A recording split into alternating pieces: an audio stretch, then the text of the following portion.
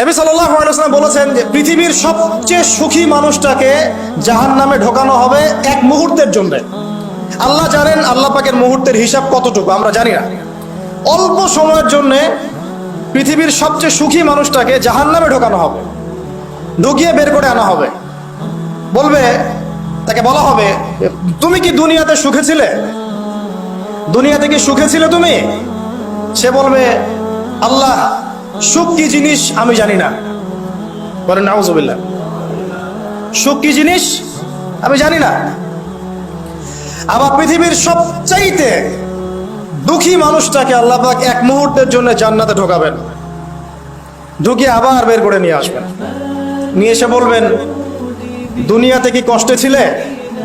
সে ব্যক্তি বলবে, আল্লাহ কষ্ট কি জিনিস আমি তো জানি না। আর কিছু বলতে হবে? একটা হাদিস যথেষ্ট।